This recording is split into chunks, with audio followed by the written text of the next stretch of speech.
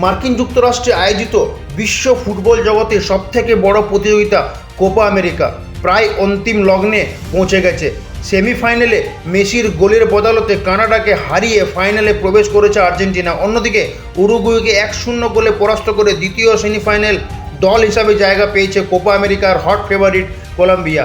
আগামী 15 জুলাই যুক্তরাষ্ট্রের hard rock স্টেডিয়ামে ফাইনালে কলম্বিয়ার বিপক্ষে মাঠে নামবেন ডিফেন্ডিং চ্যাম্পিয়ন আর্জেন্টিনা। তবে আর্জেন্টিনা বনাম কলম্বিয়ার ফাইনালে ফুটবল প্রেমী সমর্থকেরা তাকিয়ে থাকবেন আর্জেন্টিনার স্বনামধন্য খেলোয়াড় লিওনেল মেসির দিকে, কারণ কোপা আমেরিকায় এখনও পর্যন্ত একটাই গোল করতে পেরেছেন মেসি।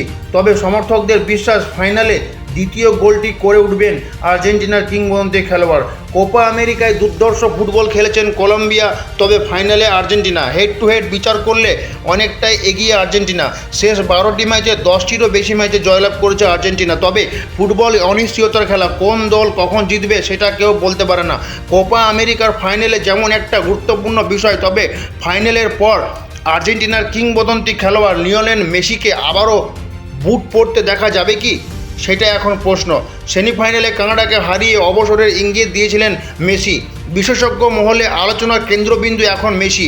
অনেকেই মনে করছেন কোপা আমেরিকায় ফাইনালে আর্জেন্টিনার কিংবদন্তি খেলোয়াড় মেসি শেষ ম্যাচ হতে চলেছে। তবে বিশেষজ্ঞ মহলে এটাও ঘুরপাক খাচ্ছে 2026 ফিফা ফুটবল বিশ্বকাপ নিয়ে। সমর্থকেরা মেসিকে দেখতে চাইছেন 2026 ফিফা বিশ্বকাপে। তবে কোপা আমেরিকায় ফাইনালেই কি মেসির শেষ ম্যাচ হতে চলেছে, এইটাই এখন সবথেকে বড় প্রশ্ন। ব্যুরো রিপোর্ট, খবর বাংলা।